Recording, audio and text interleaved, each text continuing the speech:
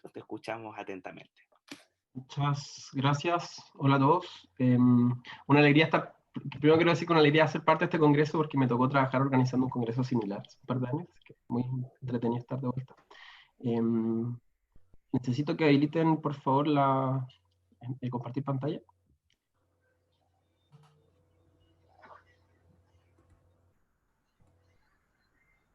Ahí está.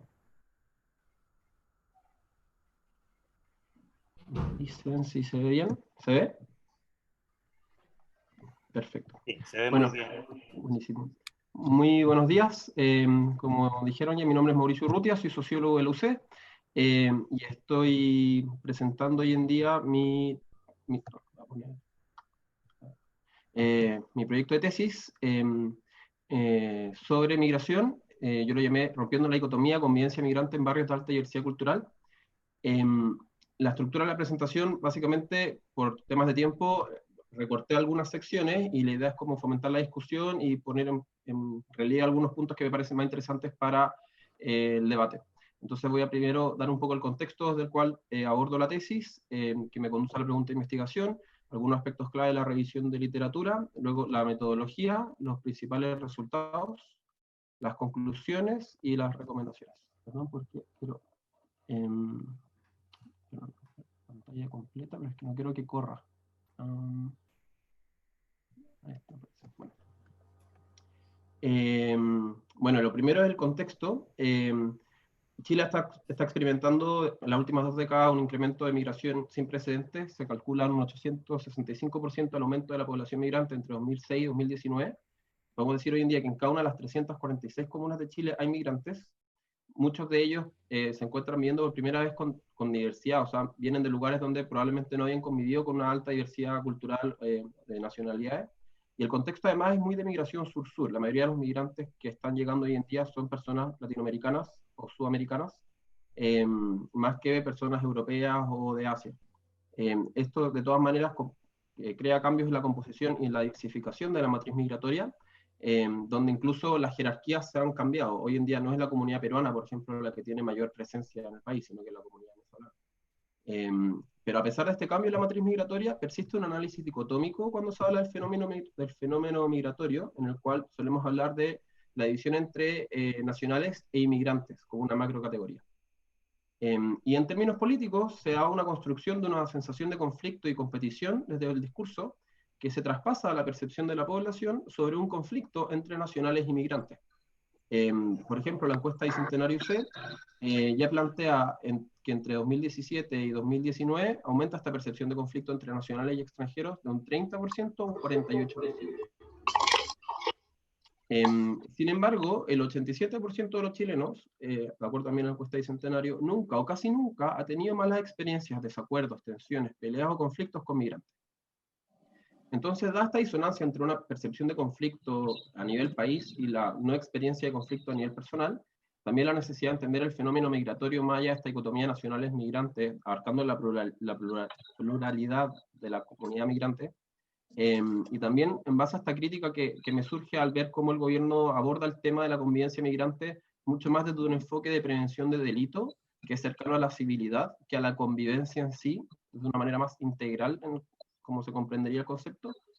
Llego a la pregunta de investigación: ¿cuáles son los principales problemas de convivencia, si es que hay alguno, entre migrantes en barrios de alta diversidad cultural? De la cual también se desprende la pregunta: ¿cómo los migrantes caracterizan sus relaciones interculturales en esos barrios? El contexto de política pública en el que se inserta mi tesis, estamos en Chile al menos se está hablando de la migración ordenada, segura y regular, que se desprende también del discurso instalado por la ONU. Stefan y Brito ya acusan que la priorización del Estado ha sido más en términos de control de borde y flujo migratorio, y por tanto la convivencia y la integración son relegados a planos como la educación y la provisión de salud. Y se cuentan 4 principales medidas dentro de lo que ha hecho el Estado, que es consolidar el número de migrantes por regularización extraordinaria, el plan humanitario de retorno ordenado, los ajustes de los tipos de visa para evitar la permanencia de quienes entran por turismo, y un punto muy interesante de lo que ha hecho este gobierno es todo lo que es la reforma migratoria, que comprende una política nacional migratoria.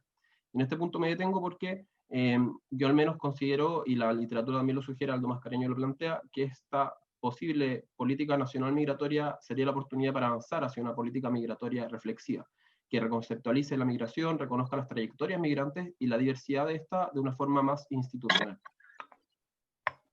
Pero ya yendo particularmente a la convivencia, en términos de lo que el Estado ha hecho, podemos ver que la agenda simplemente tiene dos medidas. La política nacional para estudiantes extranjeros en 2018-2022, que es la dimensión educacional, y el sello migrante, que tiene que ver con el trato del Estado hacia los extranjeros en las instituciones, como en la escala local, por ejemplo. Las municipalidades se pueden capacitar y obtener este sello. Pero lo más cercano a algo más escala local, que podría uno decir cómo se modifica o cómo se trabaja la convivencia a nivel barrial o a nivel más local, es el programa Impacta Migraciones, un concurso. Sin embargo, esto fue un concurso que se lanzó, que financió 6 pilotos, y que en el fondo traspasa esta responsabilidad al Estado a la sociedad civil. Entonces es un poco ambiguo porque no es como que el Estado realmente se está haciendo cargo, o sea, es algo debatible. Y podemos decir entonces que existe y persiste una dimensión comunal y convivencial poco estudiada del vivir con la diversidad, que además es una diversidad creciente dado el fenómeno migratorio que experimenta el país. Y yendo particularmente a la convivencia, yo quiero comprender, o tomo la convivencia como esta relación entre los que conviven o acción de convivir, que lo distingue de la mera coexistencia, o sea, compartir un espacio común. El concepto en inglés en verdad es conviviality, y es un concepto que se dice que aún está en creación, incluso en la academia. Es un concepto que todavía no se ha terminado como de definir, a pesar de que muchos antropólogos lo han trabajado en casos muy concretos en países europeos, por ejemplo. Y bueno, lo importante es que la coexistencia y la proximidad son elementos clave para posibilitar la convivencia, pero no son suficientes. Y esta convivencia se expresa en relaciones de convivencia.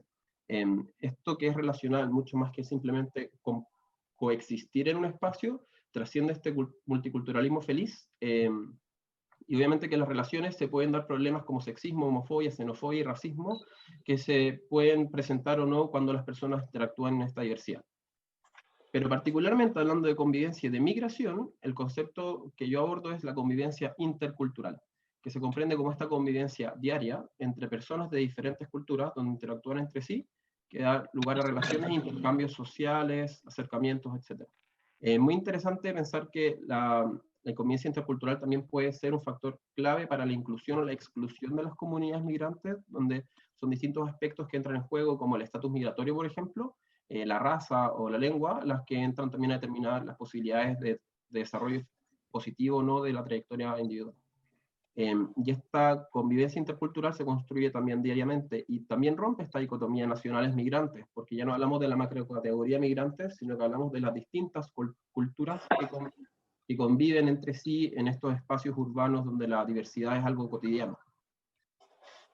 Ya particularmente hablando de la metodología que utilicé para mi tesis, para el análisis, yo hice un análisis descriptivo de una encuesta que es de convivencia barrial en espacios de alta diversidad cultural, realizada por la Subsecretaría de Prevención del Delito, en conjunto con la Dirección de Estudios Sociales de la UC.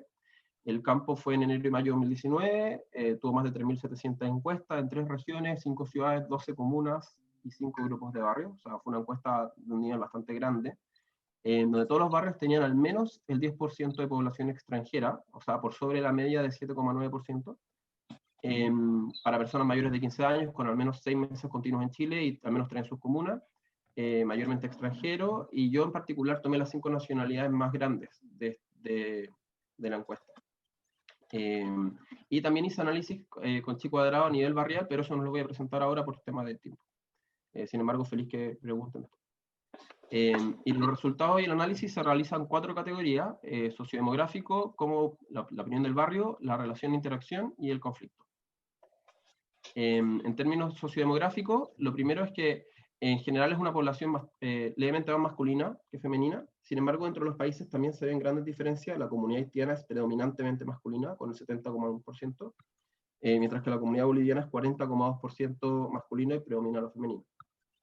En general, se observa que son grupos de adultos jóvenes o adultos de mediana edad los que componen este universo, y solamente el 2% del universo son personas que son adultos mayores.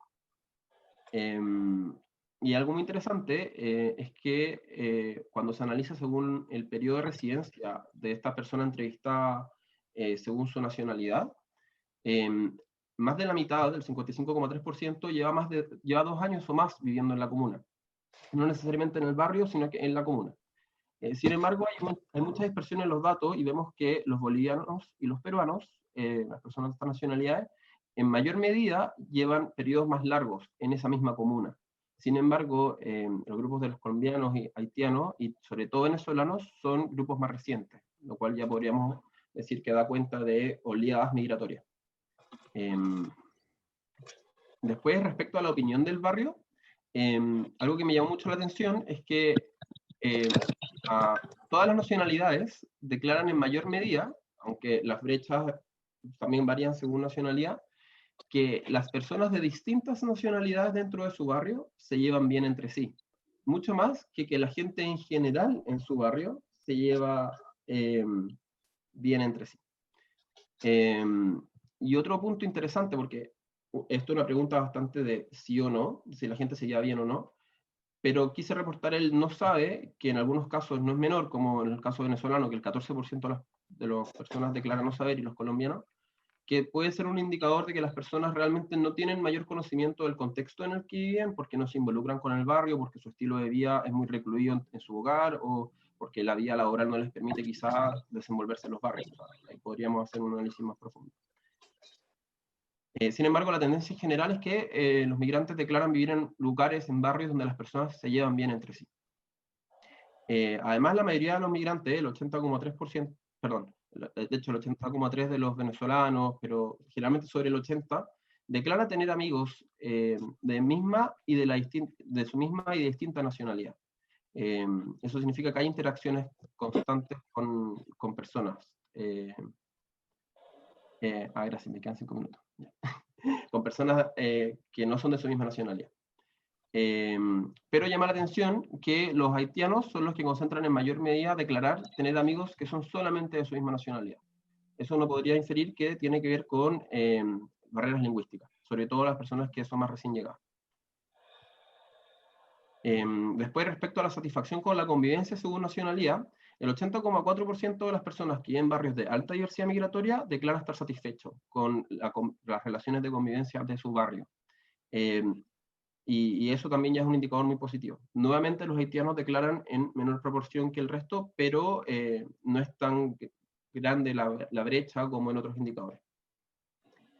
Después, respecto a las relaciones y la interacción que se observan en el barrio, se pregunta sobre si el trato a las personas o el trato que ellos reciben lo consideran educado y respetuoso. El 69,1% cree que es total, o sea, en general no hay ningún trato irrespetuoso por los vecinos. Y que parcialmente el 25,9%, lo cual también da cuenta de que la gente suele vivir o compartir entornos que es bastante respetuoso y agradable para el día a día.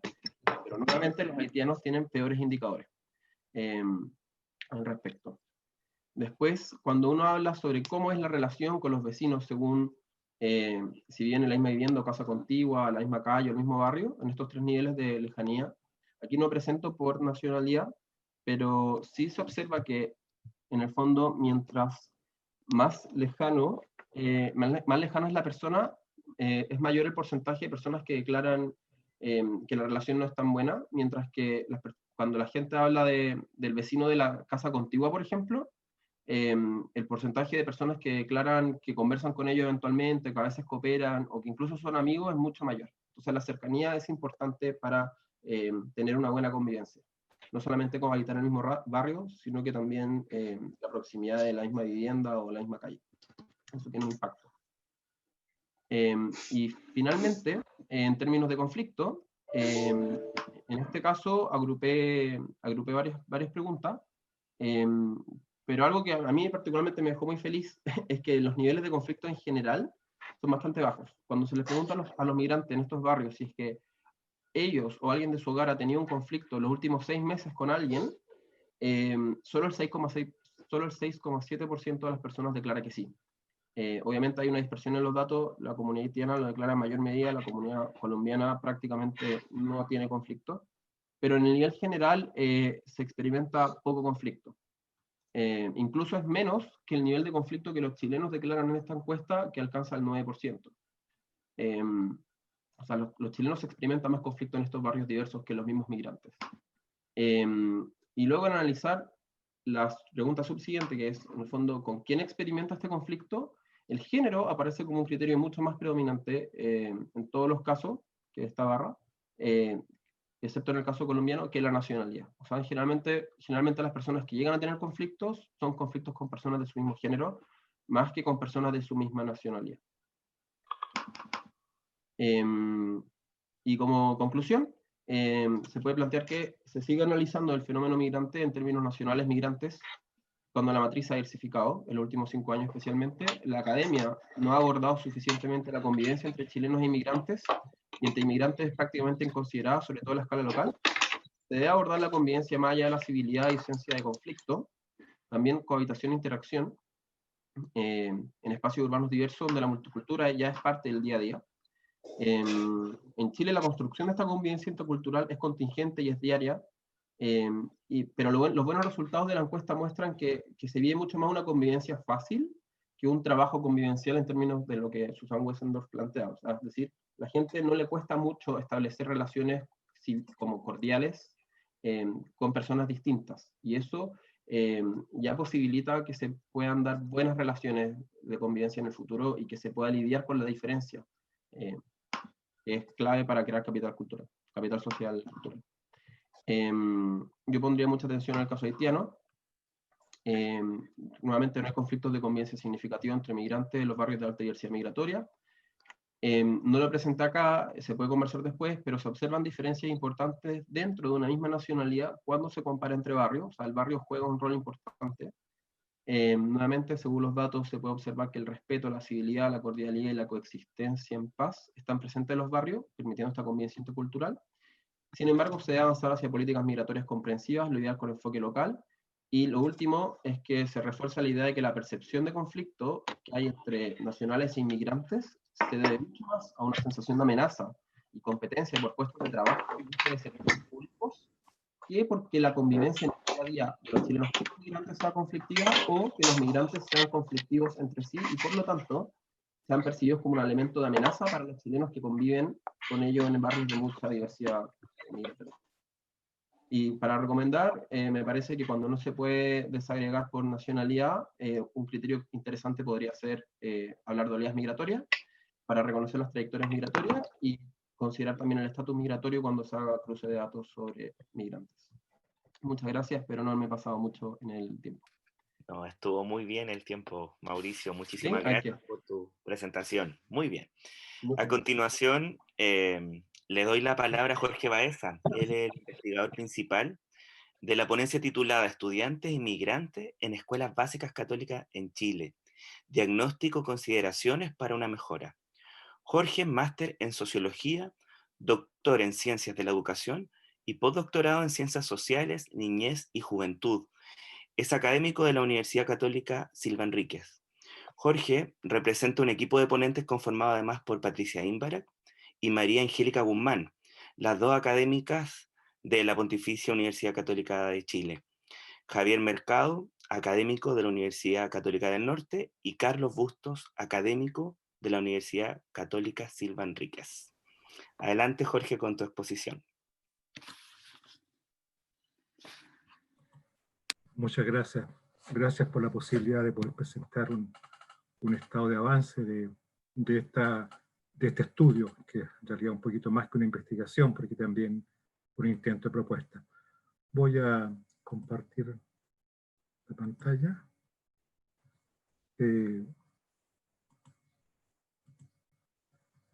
Esta, como se ha dicho, es una investigación compartida entre 3 universidades católicas, que tiene el apoyo del área de educación de la Conferencia Episcopal y que tiene financiamiento de la Fundación Pontificia Gravísimo Educaciones del Vaticano.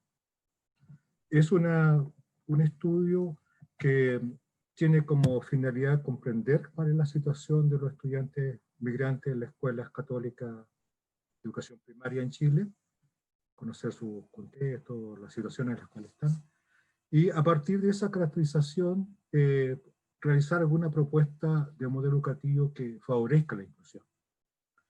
Sí, los datos que sabíamos desde un punto inicial era que no habían muy buenos resultados en algunos aspectos y por lo tanto cuando elaboramos esta propuesta dijimos lo primero que vamos a hacer es sistematizar y después hacer alguna propuesta.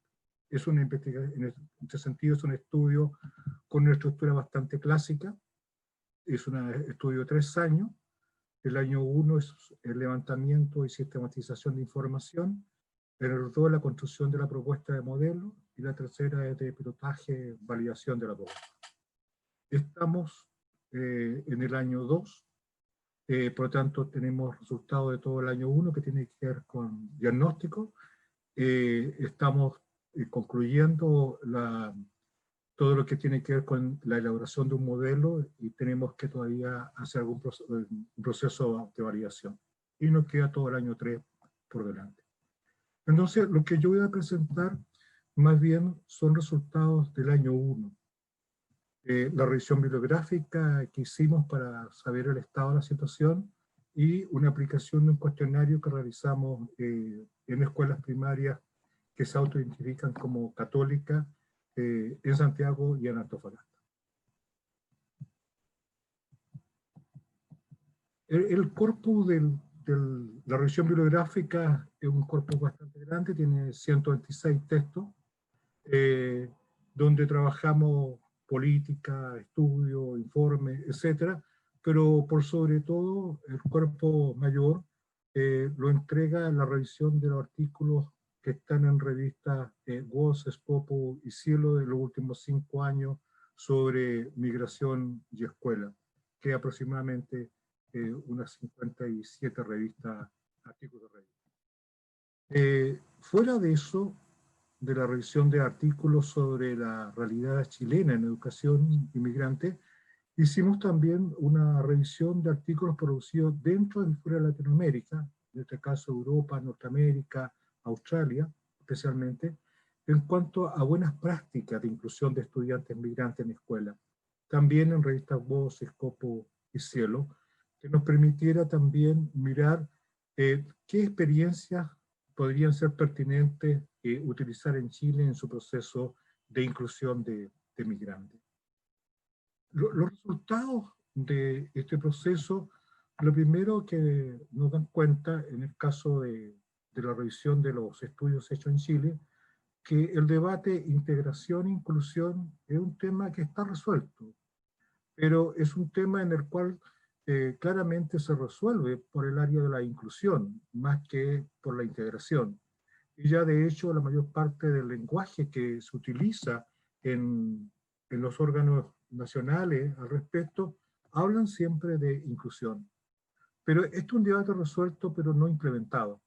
Una cosa es que los documentos hablen sobre la materia, pero otra cosa es lo que está sucediendo efectivamente dentro de una sala de clase.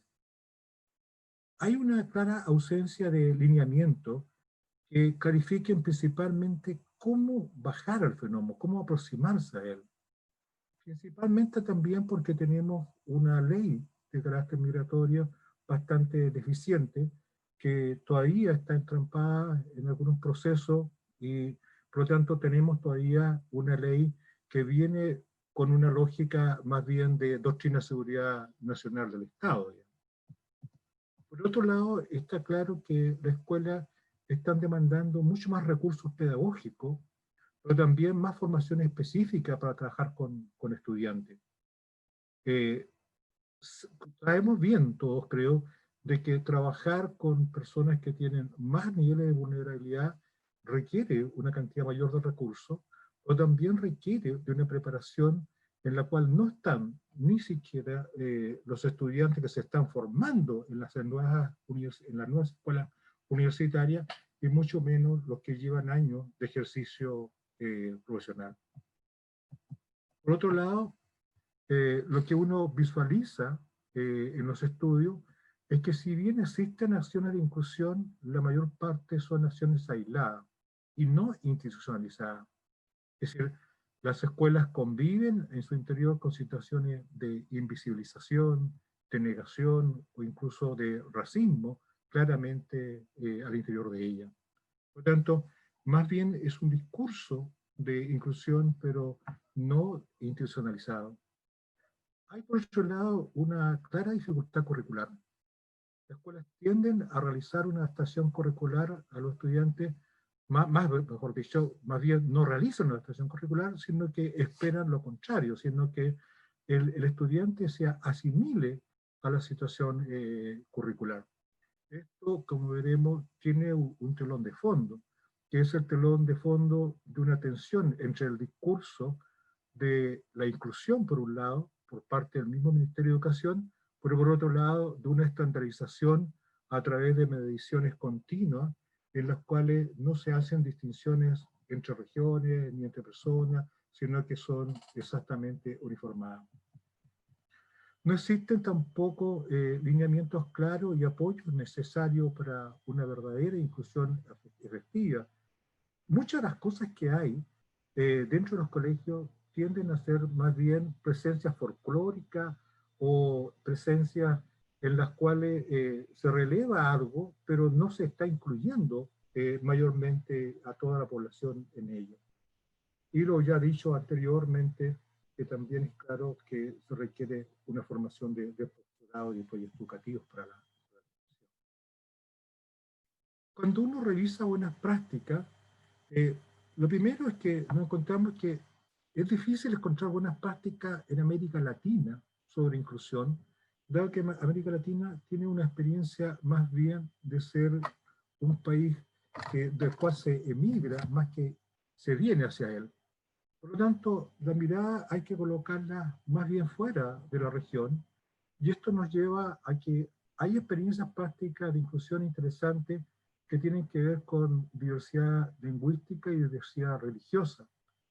Tema que para nosotros tiene una diferencia quizás con el mundo europeo, dado que la diversidad lingüística y religiosa no es tan notoria con el grupo de migrantes que tenemos presente. Sí lo es, y bien lo señalaba recién Mauricio, es la situación haitiana, donde tenemos diferencias lingüísticas y tenemos también una población que en un porcentaje muy alto es más bien pentecostal y no católica.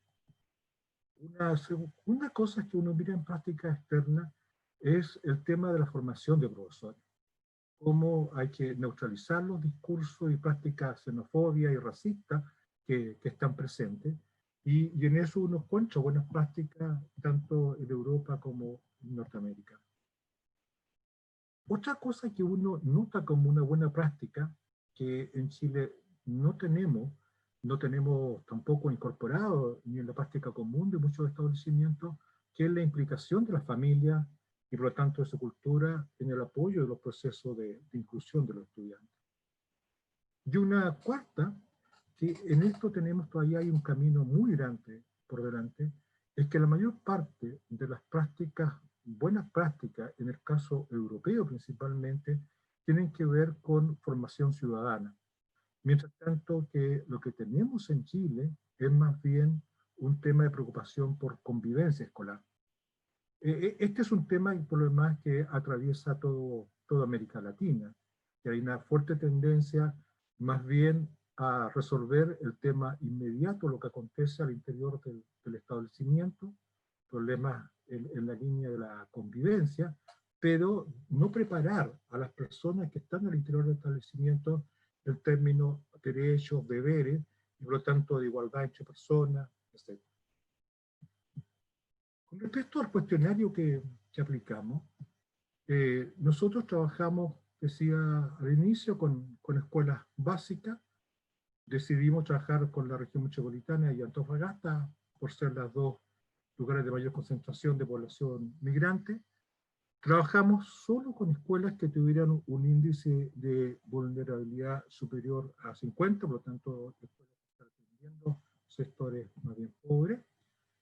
Escuelas que por lo demás se autodeclaran frente al Ministerio de Educación como escuelas de administración católica y que dentro de ellas tengan un número de migrantes bastante alto, siguiendo más o menos el mismo esquema que había seguido Mauricio, que es sobre el 7%, que es la población general, por tanto, más bien cercano a un 10 y más.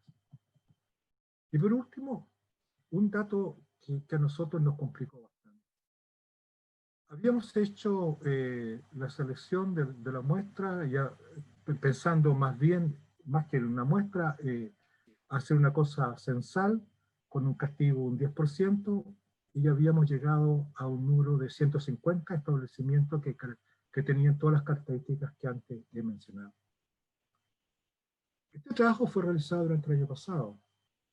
Esperamos pasar las fiestas de septiembre para poder, ¿cómo se llama?, aplicar nuestro cuestionario, y ustedes supondrán qué es lo que pasó. Vino el 19 de octubre y por lo tanto nosotros al final llegamos solo al 46% de la muestra que teníamos originalmente pensada.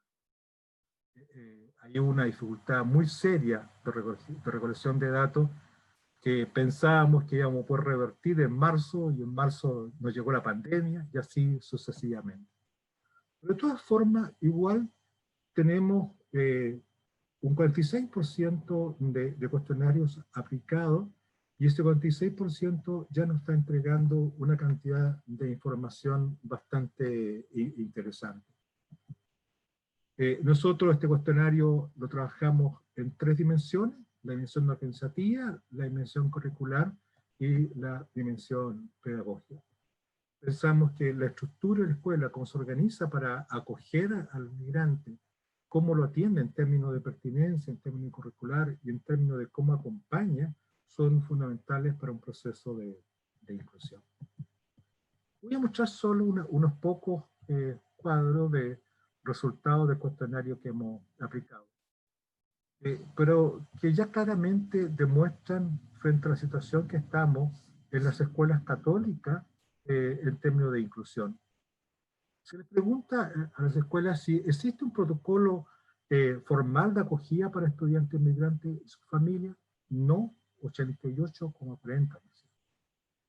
El proyecto educativo curricular en su institución se declara explícitamente la inclusión como un principio o propósito de desarrollar, 89,90%.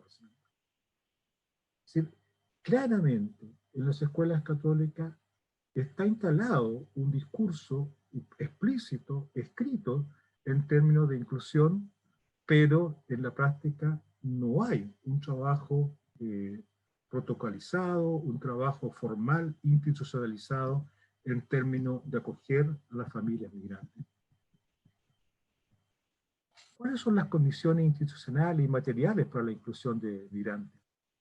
¿Se han desarrollado acciones formativas para fortalecer una cultura inclusiva de estudiantes migrantes? No, 55,1%. ¿Disponen de materiales pedagógicos para fortalecer el aprendizaje de estudiantes migrantes? No, 82,6%. ¿En el reglamento interno se señalan condiciones específicas para el trabajo con estudiantes migrantes? No, 63,9%. Es decir, claramente los datos indican lo que ya antes señalado, un discurso explícito de inclusión, pero no un trabajo específico realmente que dé cuenta de este proceso de inclusión. La escuela que utiliza instrumentos diferenciados para el trabajo con estudiantes son realmente una cantidad mínima. Es decir, aquellos que reconocen que están trabajando con un elemento diferenciado con el estudiante son el 11,6%. Es decir, de las 69 escuelas, 8 dicen que tienen algún tipo de instrumento para trabajar en forma diferenciada, y 61 de ellas no. Profesores, escuelas que tienen profesores para trabajar con estudiantes migrantes, el porcentaje también es bajísimo. Un 92,8% no tienen profesores para trabajar con estudiantes migrantes. Termino señalando solo 4 cosas. Primero, que los resultados permiten concluir que existe un proceso de inclusión, pero es muy incipiente, en donde la escuela no ha logrado establecer un modelo de acción claro, delimitado, que hay una fuerte tensión entre la política de inclusión y la exigencia de un currículo centralizado, y eso es la explicación que entregan los profesores normalmente de por qué su currículo lo mantienen y hacen que el migrante tenga que asimilarse a su currículo. Y tercero, es que la escuela católica declara la inclusión explícitamente como un principio, pero que no tienen adecuaciones curriculares, no tienen profesores dedicados al tema de la inclusión, ni protocolos formales de acogida. En síntesis, no deja de ser lamentable, pero pareciera ser que hay una distancia a superar entre la exigencia de la doctrina social de la Iglesia y la práctica real de atención al migrante. Muchas gracias. Muchas gracias, Jorge, por tu presentación. Muy interesante y se ve ahí un trabajo en equipo bastante importante de universidades católicas. Para finalizar las exposiciones, doy la palabra a Carolina Pavés y Javier García, cuya ponencia se titula Una mirada interseccional a las políticas de educación superior en Chile, el caso de la Universidad San Sebastián y la experiencia de sus estudiantes migrantes. Carolina y Javier son sociólogos y están coordinando un equipo, ¿cierto? Que también está formado por las siguientes personas: Natalia Bravo, directora nacional de experiencia universitaria de la Universidad San Sebastián; Fernando Pavé, director general de desarrollo estudiantil de la Universidad San Sebastián; Carlos Moreira, director de la carrera de odontología de la Universidad también San Sebastián; y Sara Joico, socióloga y candidata a doctorado en sociología y política educativa. Tienen 15 minutos Carolina y Javier. Muchas gracias.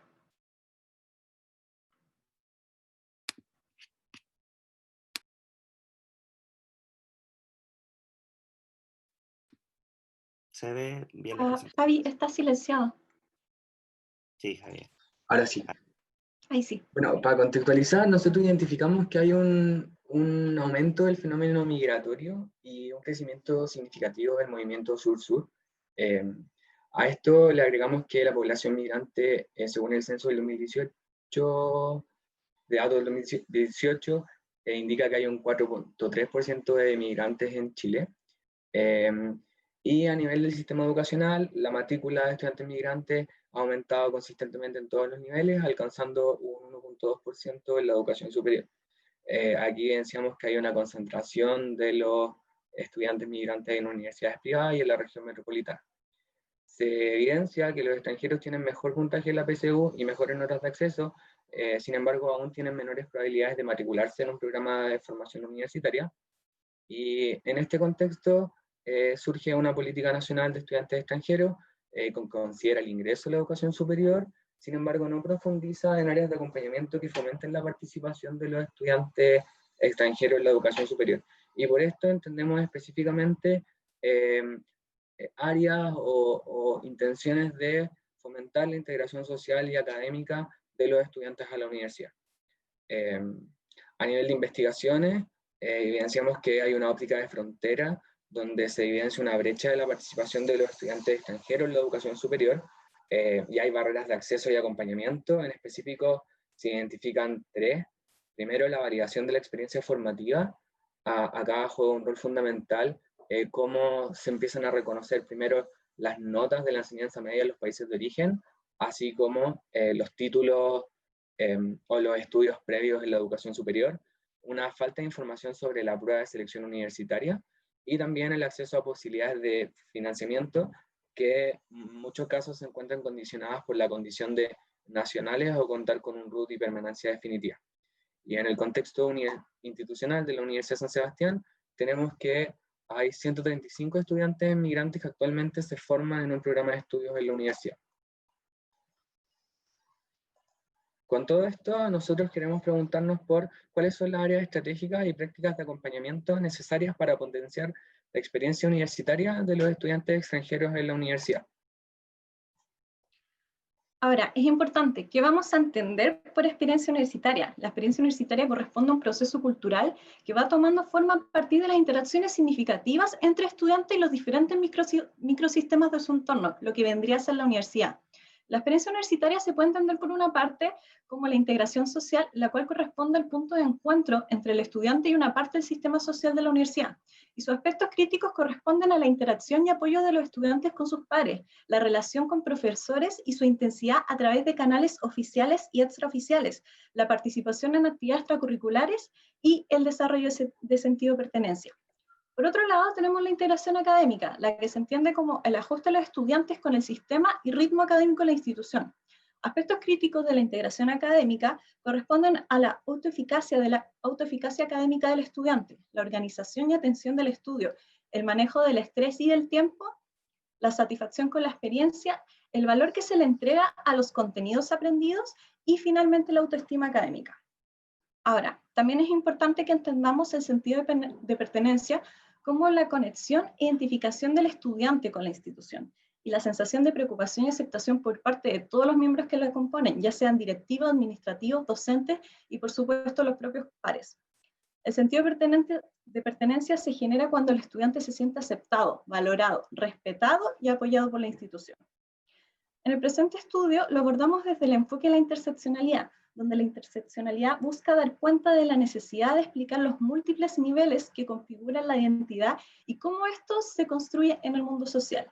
En este sentido, la intersección de género, clase, raza, nacionalidad, entre otras dimensiones sociales, van a operar en múltiples niveles de manera indivisible que se van conformando en la vida social.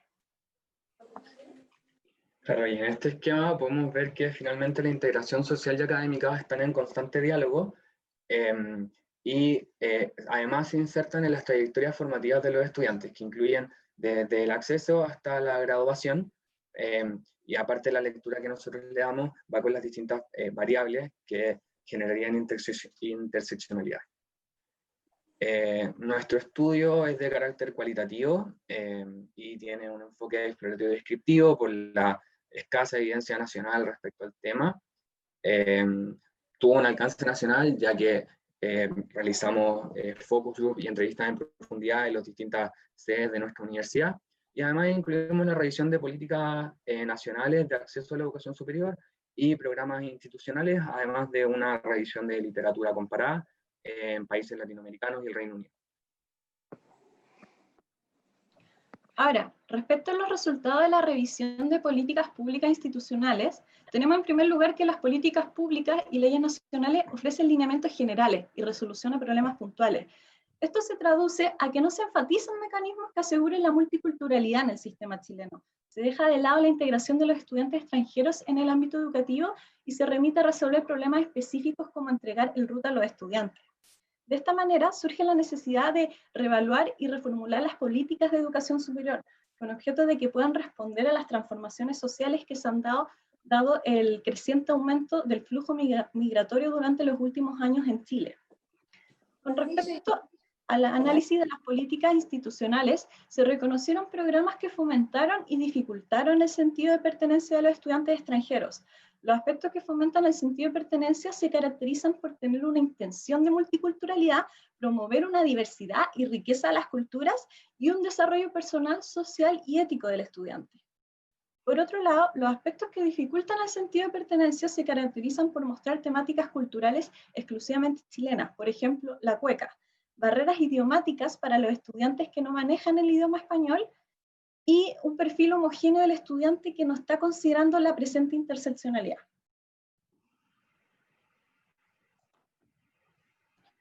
Ahora, en esta tabla se puede observar el detalle de las leyes y políticas de educación superior, los decretos instructivos de educación superior y las becas y programas que fueron analizados para el presente estudio. A nivel de los resultados de las entrevistas y los focus, los dividimos en 4 aspectos. Primero, el acceso a la educación superior, luego la integración académica y la integración social, y finalmente las interseccionalidades identificadas. En términos de acceso a la educación superior, evidenciamos que hay barreras institucionales que refieren en mayor parte de las veces a esta dificultad de la conversión de las notas, la cual generaría dificultades y perjudicaría a los estudiantes. Y acá un estudiante nos dice que hacen una comparación de tu nota muy ridícula porque no hay una escala de la nota que yo tenía en Venezuela. Entonces, a la final terminas teniendo menos nota de la que tú tenías en el otro país y con eso tienes que competir con los demás. Luego, experimentas situaciones de exclusión y desde los relatos se logra advertir que esto lo sienten, quizás no está, no es explícito, pero declaran la sensación de discriminación o rechazo, y acá generalmente cuando iban a una universidad privada o le daban, o sea, a una universidad a postular, les daban respuestas como intenta hacerlo en una privada porque aquí el procedimiento es mucho más complicado y posiblemente no te la acepten, y luego le dicen como te podemos aceptar la postulación, pero eso indica que tú quedes en la carrera. Y finalmente hay un tema relacionado con la falta de información, acá en específico, sobre la admisión especial, donde estos estudiantes reconocen haberla visto, saber por el boca a boca que existen mecanismos de admisión especial. Sin embargo, cuando iban a las universidades les decían que no hay ingreso especial, y ellos evidentemente decían que la página lo habían visto, o que fueron a una feria de universidades, pero todas las universidades que pregunté donde daban odontología, ninguno sabía que era una admisión especial, todos decían, no, eso no existe. Luego, en términos de integración académica, identificamos que hay una falta de manejo de contenidos que se dan por sentado. Y acá una estudiante nos decía que con una profesora en primer año decía mucho, bueno, como vieron en el colegio, y a lo que ella nos dice como, entonces yo me quedaba así, como yo no lo vi en el colegio, hace mucho lo vi y no me acuerdo de nada y lo pasé muy mal. Entonces acá evidenciamos también esta idea de una trayectoria un poco discontinua, porque pasó mucho tiempo desde que estuvieron en el colegio y ahora están nuevamente en la universidad. Y luego se identifican dificultades con las metodologías de enseñanza y aprendizaje del idioma. Por un lado, porque hay barreras idiomáticas que dificultan la comprensión de ciertos conceptos, generalmente lo atribuyen a los modismos que utilizan los profesores y que les cuesta como comprenderlo. Y por otro lado, la relación docente-estudiante también la comparan constantemente con la relación docente-estudiante que tenían en sus países de origen, donde declaran que era mucho más cercana, y acá hay como una diferencia y no hay una preocupación, o ellos no sienten una preocupación por parte de los docentes hacia su proceso formativo o su asistencia, rendimiento y ese tipo de indicadores. En el caso de la integración social, se aprecia que los estudiantes migrantes han tenido relaciones positivas con su entorno y consideran a sus pares estudiantes como personas sociables. Tal como dice, yo nunca tuve problema con el tema de ser sociable, con la gente nunca, y aquí se da muy naturalmente. Además, se percibe una valoración de las actividades extracurriculares, donde ellos consideran que estas actividades los ayudan a integrarse más socialmente en la universidad. Cabe destacar que las actividades extracurriculares ayudan a que los estudiantes puedan encontrar intereses comunes que compartan con otros estudiantes y les permite desarrollar relaciones con sus pares. Sin embargo, se aprecian dificultades para participar en este tipo de actividades por motivos laborales y por la carga académica, tal como se aprecia. De repente voy al gimnasio, pero no, realmente estoy muy ocupado con las cosas de la universidad. Y ante la pregunta de por qué no han participado en este tipo de actividades, responde, por lo menos yo trabajo, y él también trabaja, refiriéndose a otro compañero migrante. Si bien perciben a sus pares como sociables, se percibe un bajo involucramiento con pares, ya que no se llega a forjar una relación de amistad que sea más significativa. Como dice, nosotros somos diferentes, entonces que igual como soy bastante sociable y todo, allá somos amigos. Acá somos conocidos, somos compañeros de clase, no somos amigos.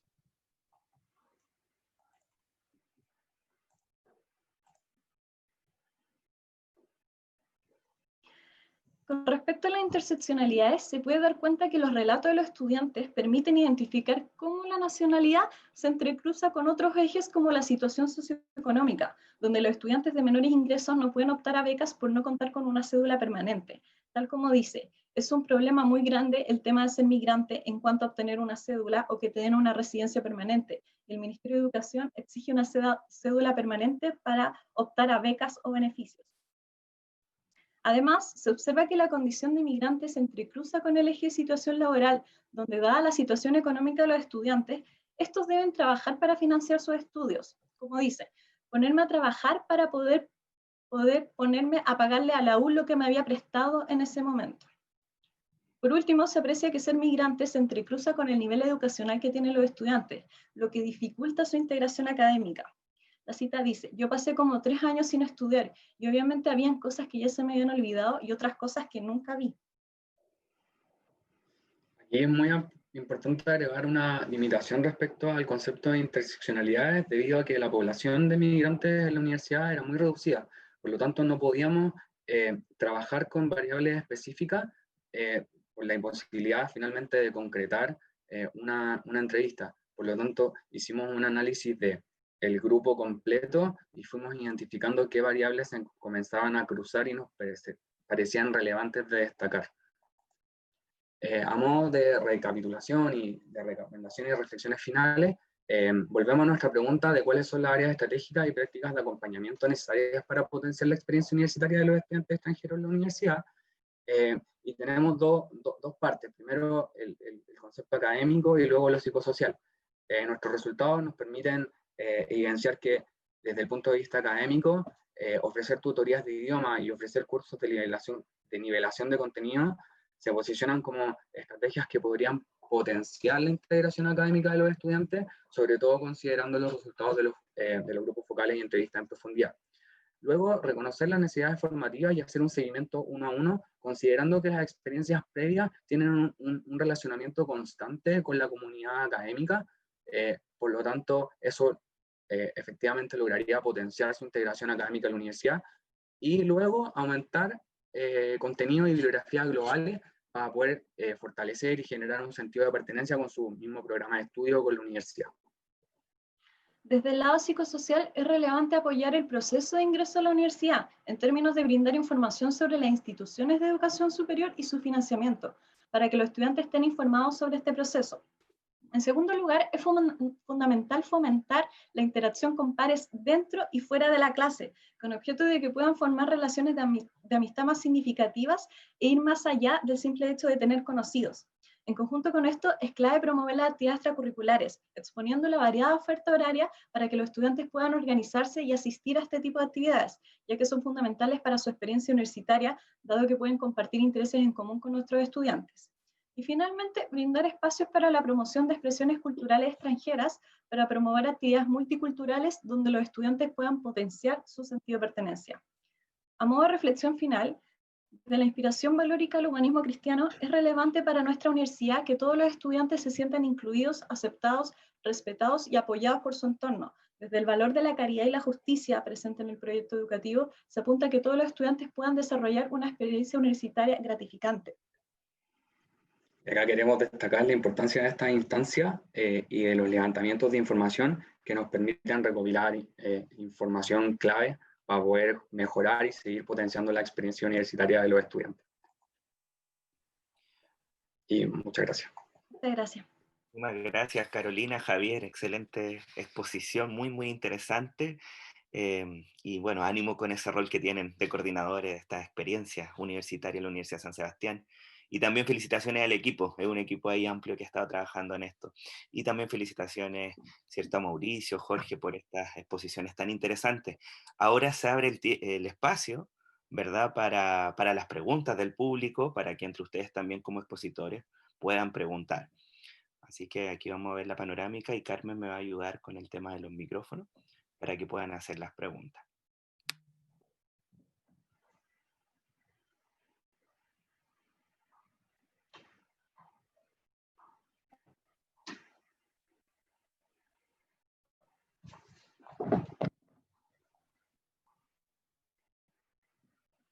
¿Se le gustaría preguntar algo?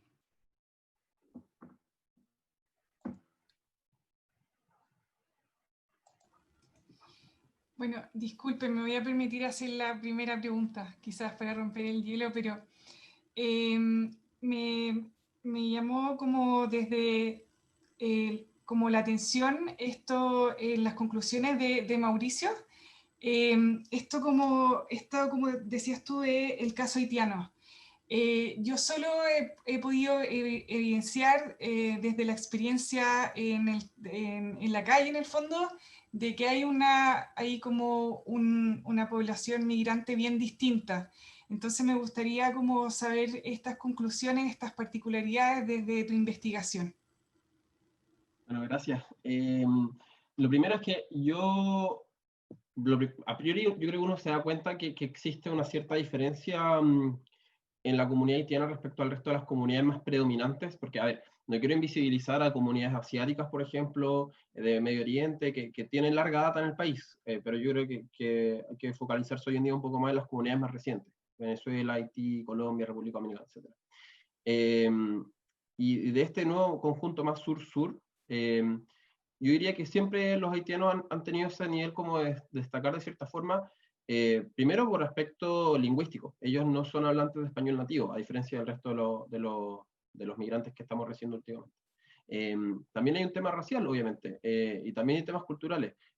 Históricamente la población afrodescendiente o negra en Chile nunca ha sido muy mayoritaria. Entonces yo creo que como no es algo que tenemos muy naturalizado el encuentro con lo diverso, y nos cuesta un poco como clasificar y entender, siempre la comunidad haitiana va a tener un poco esa desventaja respecto a las otras comunidades, lamentablemente. Y yo pregunté cuando estaba haciendo la tesis con las personas que hicieron esta encuesta sobre si podría haber un impacto como lingüístico en cómo también los haitianos declaran sus respuestas por no entender el cuestionario. Y lo bueno es que también lo corroboré en el cuestionario. Las personas que respondieron son personas que manifiestan tener un nivel de español suficiente para poder responder la encuesta. Clasifican su nivel conversacional como bueno. Entonces creo que son bastante fidedignas las respuestas en general que se puedan dar de parte de la comunidad haitiana. Y efectivamente, o sea, cuando uno ve a nivel barrio, independiente si es el norte o el centro, tienen peores indicadores. Y yo creo que a priori sería por lo que dije anteriormente, y creo que es un tema cultural, pero también es un tema de tiempo, que a medida que haya más proximidad con la comunidad haitiana, también nosotros vamos a ir entendiendo. Yo particularmente estoy en Londres, hice mi posgrado acá, y a pesar de que uno trata de vivir sin prejuicio, el encuentro con la diversidad te genera ciertos shocks culturales constantes. Y ahí hay gente que sigo conociendo de países con los que no tenía ninguna experiencia previa, y al no serme familiar, obviamente que me llama la atención, y uno como que a veces se choquea por ciertas cosas que no se imagina. Entonces también empatizo un poco con esa situación de los chilenos en general, de que claro, uno está acostumbrado y serían un poco la peor parte en ese sentido. No sé si eso responde la pregunta. Sí, de todas maneras, muchas gracias. Bueno, sigue abierto el micrófono para preguntas, los que puedan también poner su cámara y poder preguntar. Preguntas son bienvenidas. Recuerden, entre ponentes también se pueden preguntar. Así que si tienen alguna pregunta entre las exposiciones que hicieron. Yo tengo una pregunta para Carolina y Javier, muchas gracias por su exposición a todos, pero de las experiencias que tenían sus entrevistados, no sé, de repente me pregunté si es que de los chilenos habrá sido lo mismo, porque, no sé, probablemente los chilenos tampoco nos sentimos muy acompañados por nuestros profesores o que estén muy interesados en cómo nos va. O sea, a mí me nace que recibir mejor a una persona extranjera, o sea, para él ya es difícil estar en este país y creo que deberían, o en cualquier migrante, para él ya es difícil estar lejos de su tierra, quiero decir, pero no sé si es que hicieron alguna distinción de experiencias distintas, o sea, ellos se sienten así porque son migrantes o igual puede ser algo que trasciende. No sé si se entiende muy bien lo que pregunto. Sí, o sea, específicamente, cuando nosotros les preguntamos sobre esto, los estudiantes inmediatamente hacen las comparaciones con su como marcos de referencia, que vienen a hacer sus experiencias educacionales previas. Algunos con experiencias educacionales previas en la universidad y otros con experiencias de colegio. En todo ámbito, y en cualquiera sea el caso, siempre destacaban esta como diferencia en el relacionamiento que hay entre docente y estudiante en sus países de origen y aquí. Y lo hacen patente como, y decían como, no es porque sea esperan que la universidad les brinde ese espacio, porque así creen que se construye comunidad. No conciben la comunidad universitaria sin la preocupación intrínseca del docente por su progresión académica, así como por su asistencia. Recuerdo muy bien el caso de una chica cubana que decía como, acá todos somos amigos, todos estamos por el mismo fin y el docente es nuestro guía y está constantemente preocupándose por nosotros. Entonces, eso igual marca una distinción desde el momento en que les va mal en una prueba, el docente se preocupa por ello, o dónde están las razones, más allá del no haber estudiado quizás, hasta por qué faltaste a la clase. O sea, ¿qué está pasando en tu horizonte más próximo que no estás yendo? O solamente te quedas dormido. Y esa preocupación surge de una comparación constante con el modelo en el que están actualmente y sus experiencias previas. Justamente, solo para complementar lo que dice Javier, el foco del estudio fueron estudiantes migrantes, pero es súper potente los marcos de referencia que ellos dicen, y al momento de leer la entrevista nosotros quisimos exponer ahora las citas más representativas, pero se puede ver cómo el marco de referencia es fundamental para ellos responder y ver cómo perciben su integración académica y social finalmente.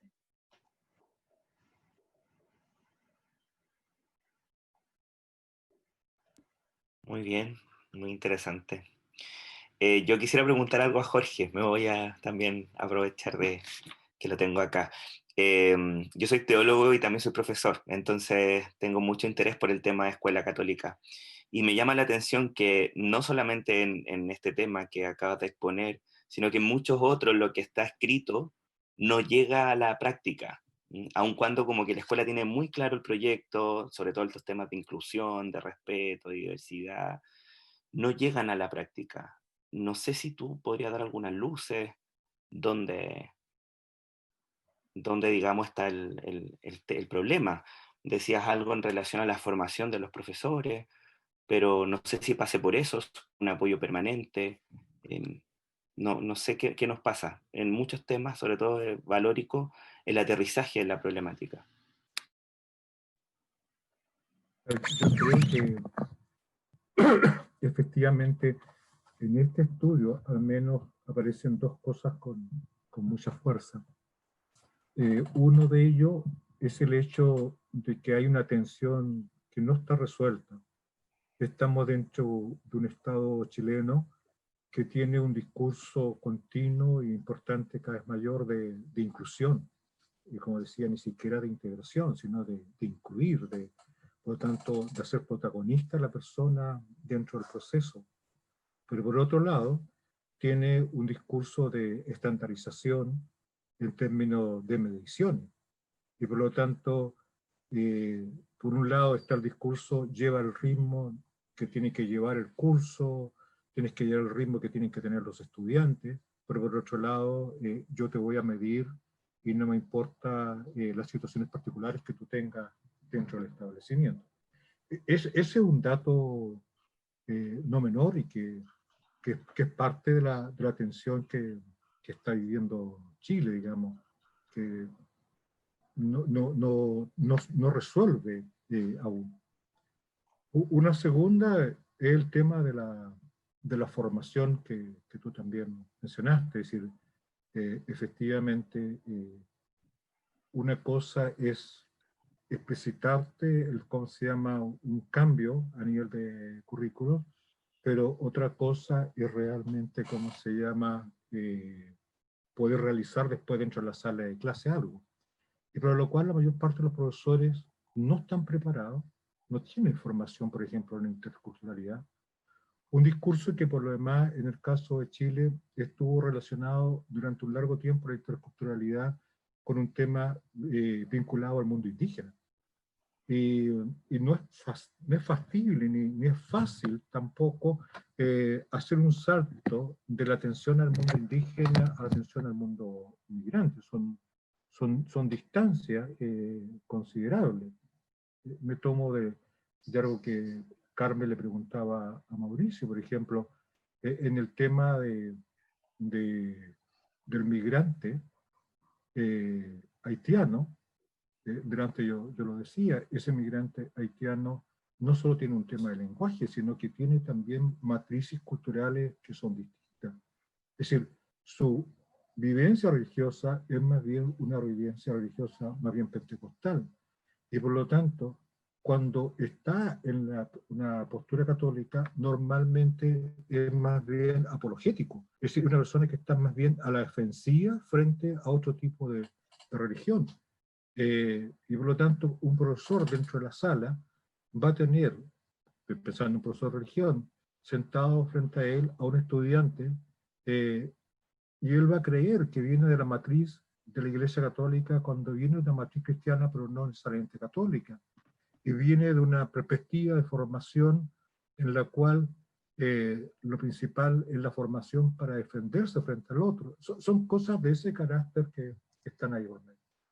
Y creo que hay una tercera que en estos estudios no aparecen, pero que sí son válidas de mencionar, que es algo que viene planteándose ya hace bastante tiempo dentro de Chile, que es el tema de un desacople estructural, un desacople entre lo que el ministerio dice y lo que pasa efectivamente en los colegios, dado que los colegios no pertenecen al ministerio. Los colegios pertenecen a los municipios y ese paso intermedio termina siendo una orientación que después en la práctica no se cumple. Es decir, parte del fundamento de por qué volver a un sistema de escuela pública va a pasar también por ello, digamos. Es decir, hay una distancia entre lo que se dice, lo que se planifica y lo que efectivamente se realiza, digamos. Esta es una distancia que abarca prácticamente todos los campos. Un solo ejemplo más, digamos. ¿Cuántas bibliotecas de universidades que tienen facultad de educación tienen los libros que se le reparten a todos los estudiantes dentro de los colegios? Es decir, la formación que está recibiendo el estudiante de pedagogía no es exactamente tampoco la formación que hay realmente en la realidad en los colegios. Entonces, hay un verdadero desacople que no basta con sencillamente un tema de una formación distinta, sino que hay que hacer cambios en términos de ese desacople, pero también hay que hacer cambios en términos de cuál es la opción definitiva que va a tomar el país, digamos, de inclusión o de estandarización. Sí, muchas gracias. También me pasa el tema de la evaluación, como una dificultad. No evaluamos nada, en el fondo. Al final todo queda como lanzado a la vida y que sea lo que Dios quiera. Entonces, más bien calificamos, evaluamos muy poco. Es el tema, calificamos. Claro. Bueno, hay otra pregunta por ahí. ¿Se me escucha? ¿Puedo preguntar? Sí, se escucha muy bien, dale. Perfecto. Bueno, felicitar por las presentaciones, estuvieron muy buenas. Y la pregunta que me surge es el concepto de institucionalización, de la integración migrante, digamos. O sea, la pregunta que se me ocurre es que el concepto, creo yo, es un poco amplio todavía. Creo que hay que reflexionar como qué entendemos con la institucionalización. Entonces, mi pregunta va por ahí. ¿Qué es lo que creen los exponentes de este tema? ¿Cuáles serían medidas concretas de institucionalización? O si todavía es un concepto que requiere un trabajo todavía, requiere revisión bibliográfica, para saber cuáles son las medidas concretas donde se puede institucionalizar un concepto abstracto, si se quiere, como la integración. A mí, por ejemplo, se me ocurren ciclos de cine, por ejemplo, charlas en concreta, después de clase. Entonces, preguntarles qué opinan a los exponentes sobre ese tema, en general, cuáles serían iniciativas concretas para fomentar este tipo de ideas.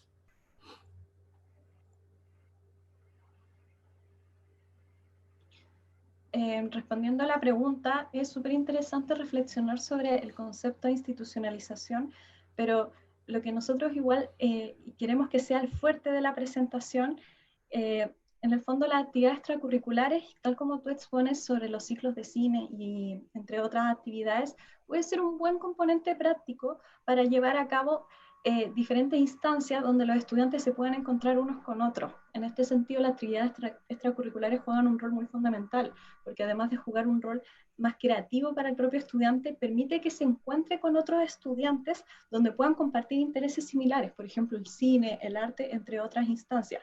De esta manera, nosotros promovemos el uso de actividades extracurriculares para fomentar este tipo de interacción y buscar que, en el fondo, que los estudiantes puedan encontrar intereses en común. De esta manera, nosotros buscamos levantar información para de los distintos actores y puedan, en el fondo, encontrar distintas instancias de asociación entre los diferentes pares y puedan desarrollar intereses en común. Este sería como el primer paso, por decirlo de alguna manera.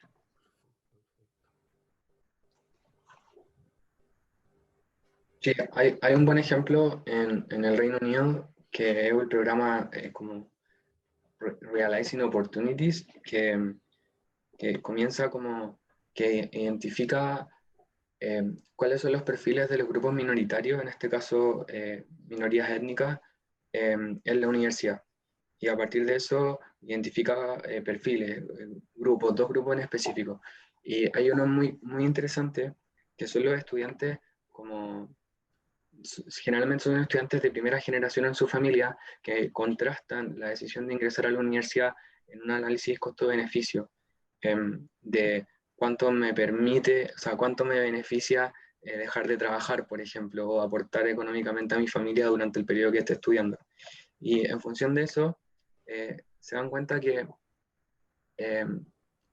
es necesario integrar a este tipo de grupos a la universidad, porque si tú no los integras, ese análisis costo-beneficio se empieza a hacer más grande. Entonces, en la medida en que empieza a reprobar curso o no se logra integrar académicamente, se replantea nuevamente el análisis de costo-beneficio y dice, no, sabéis que mejor me voy a trabajar. Y en el diálogo de que la integración social está en permanente contacto con la integración académica, desarrollar actividades extracurriculares o todas estas instancias de integración social van a potenciar la integración académica y se va generando este ciclo. Después hay otras instancias también en Reino Unido que buscan como replantearse cuáles son los contenidos que hay en los marcos curriculares, y se llamaba, lo tengo por acá, equidad, diversidad e inclusión, la estrategia de equidad, inclusión y diversidad, y por qué mi currículum es blanco. Y son instancias que surgen desde los mismos estudiantes que empiezan a cuestionarse como esta idea es de colonizar el conocimiento. Y ahí empiezan diálogos institucionales sobre cómo insertar autores no blancos en esta lógica de la raza a los contenidos como teóricos. Y de esa forma también se va contribuyendo a la integración académica, o sea, que lo que está diciendo haga sentido por tu background cultural. Creo que esas son 2 estrategias que parecen interesantes de pensar cuando se habla de la institucionalización de este tipo de temáticas. Ahora, un último punto pequeñito es súper interesante porque al modo de reflexionar sobre la integración, esto también implica un trabajo de asociación en la comunidad universitaria. En el fondo son distintos los actores que van a tener que trabajar en este marco, por ejemplo, de promover las actividades extracurriculares. Van a ser directivos, docentes, los propios pares que van a contribuir en el fondo a construir este relato sobre la integración y son distintos los roles que se pueden dar. Esto es como un poquito la bajada más práctica sobre esta institucionalidad. Yo quiero agregar algo, digamos, en el sentido de que en el campo específico de la escuela, como también puede ser el campo específico de la universidad, una institucionalización pasa por 3 cosas bien pragmáticas, digamos. Primero, que las personas tengan tiempo asignados para poder trabajar la temática. Es decir, una cosa es la práctica y otra cosa es reflexionar la práctica. Por lo tanto, tiempo para poder, ¿cómo se llama?, atender a las personas de forma adecuada, tiempo para poder elaborar materiales en forma adecuada, etc. Implica también que la institución esté dispuesta a hacer gastos, es decir, a entregar recursos para, ¿cómo se llama?, para ello. Es decir, tener que ampliar bibliotecas, etcétera, etcétera. Y por último, nombramiento de personas con tiempo y dedicación a este tipo de situación. Y la verdad es que son cosas con las que uno choca dentro de la agenda muchas veces del colegio o de la propia universidad. Es decir, uno, si quiere mirarlo en un caso todavía mucho más concreto, el tema de la inclusión de personas con dificultades para desplazarse significa que la universidad va a tener que tener ascensores, y hay universidades que no los tienen, digamos. Entonces, por lo tanto, es recurso que tienen que colocar. Si yo quiero aceptar que van a entrar a mi universidad o en mi escuela niños sordomudos, yo voy a tener que tener profesores especiales para ellos, digamos. Entonces, en el caso de lo que está pasando en el sistema, es que más bien cae en iniciativas personales de muy buena voluntad, pero muchas veces también en personas que no tienen la adecuada formación y terminan haciendo de la experiencia de inclusión más bien una experiencia de folclorización o de la cosa exótica, digamos, que nos cuenten, digamos, sobre la materia, digamos. Entonces, si queremos institucionalizar, y un poco lo que se refleja en lo que estamos nosotros estudiando, es que los colegios tendrían que hacer cambios que no están haciendo en este momento.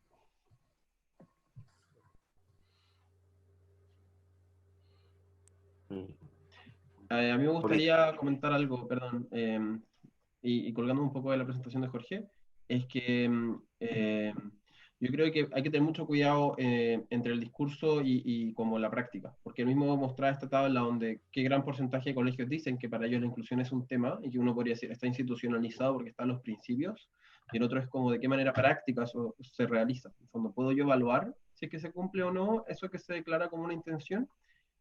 Por lo tanto, cuando la inclusión o la integración, que bueno, la verdad no son conceptos como, no son lo mismo, pero van muy de la mano, yo creo, se proponen o se plantean como conceptos que son relevantes para la institución en cuestión, hay que ponerlo en función de algo y luego también decir, bueno, pero ¿y cómo llegamos a eso para poder decir que lo estamos logrando o no? Por lo tanto, institucionalizarlo porque es relevante, pero también tiene que ser institucionalizado de una manera en la que se pueda medir para ver si uno lo está haciendo bien o no. ¿Cuál es el indicador? Javier daba un ejemplo. A mí me pasó, yo siendo estudiante, que los profesores dijeron como, este año el currículum, la lista de lectura tiene un X% más de autores no europeos para decolonizar la academia.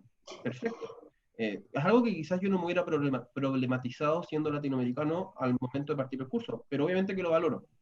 No me siento menos integrado, quizás porque mi perspectiva es menos crítica. No me siento más excluido porque los autores sean más europeos, sino que entiendo que desde donde vienen los profesores y su experiencia de formación, que la mayoría investiga en Asia o África o Europa, los casos y los ejemplos van a provenir de ahí y quizás no tanto de Latinoamérica. Si alguien está... Entonces, el punto es como sí, se puede institucionalizar, pero teniendo muy claro en función de qué, como a dónde queremos llegar con esto, y por lo tanto lo que voy a hacer, si lo voy a poder medir o no. Y por otro lado, también no como integrar por integrar o institucionalizar por institucionalizar, porque cuando uno aborda perspectivas interseccionales para tratar de solucionar problemas de desigualdad estructural, también hay algo medio paradójico ahí, porque en el fondo la misma interseccionalidad asume que son tantas las ubicaciones sociales de una persona, las que se superponen y crean tu lugar en la sociedad, que tratar de satisfacer todos esos checks es muy difícil. Yo, viendo postulaciones acá de trabajo, por ejemplo, dice el empleador, como aquí damos preferencia a la comunidad BAME, que es como negros, asiáticos y minorías étnicas. Yo soy una persona latinoamericana, que podríamos decir que por mi test de piel, porque acá te preguntan en todos lados tu raza, yo digo, no sé, ¿cuál es mi raza? Blanco, pero no soy europeo. Y me cuesta a veces clasificarme porque no me siento identificado en ninguna de esas razas, pero no soy parte de esa comunidad minoritaria, pero sí soy de una minoría, soy latinoamericano, y hay menos latinoamericanos quizá en mi universidad o qué sé yo, en el Reino Unido, que de esta comunidad africana, no sé, de Sudáfrica. Entonces, es difícil también como con estas acciones afirmativas o affirmative action, que uno trata de poner reglas para incluir, que muchas veces pueden ser tan específicas y tan enfocadas a grupos muy puntuales, que hay una especie como de grupos medios que pueden quedar como en el limbo. Y que obviamente no estoy diciendo como, ay, yo, hombre blanco privilegiado, me siento discriminado. No, yo reconozco que obviamente tengo privilegios. Pero en el fondo, cuando es muy estricto esa focalización de la integración, para contrarrestar esa como hegemonía que existe desde los grupos dominantes, hay que tener ojo porque también existen ciertos grupos que quizás no son tan privilegiados, que también tienen ciertas barreras, pero es muy complejo también decirlo como a nivel general. Pero siempre la integración en función de algo y medible, porque si no es un discurso vacío y no tenéis cómo medirlo y no tienes mayor utilidad. Perfecto, muchas gracias. Interesante Bueno, tema. muchísimas gracias. Vamos a terminar acá ya por el tiempo. Gracias por las exposiciones. Hoy día hemos tenido una excelente reflexión. Creo que todos nos quedamos con preguntas interesantes. Y quisiéramos invitarlos a dos actividades que nos quedan hoy en la tarde. A las 15 horas, el panel Volver a Confiar, instituciones renovadas al servicio, muy, muy actual, muy necesario. Y a las 17 horas tenemos una obra de teatro, El Gran Teatro del Mundo, ¿cierto? Entonces, bueno, van a estar los links. Ahí está Carmen mandando los links también por el chat para que se puedan integrar en la tarde. Así que reiteramos el agradecimiento y que tengan una muy buena tarde. Ya nos encontraremos. Carmen me decía que quería tomar una foto final. Así que vamos a poner la mejor cara, vamos a mirar la cámara y vamos a tomar una foto. Muchas gracias por todos, por su participación.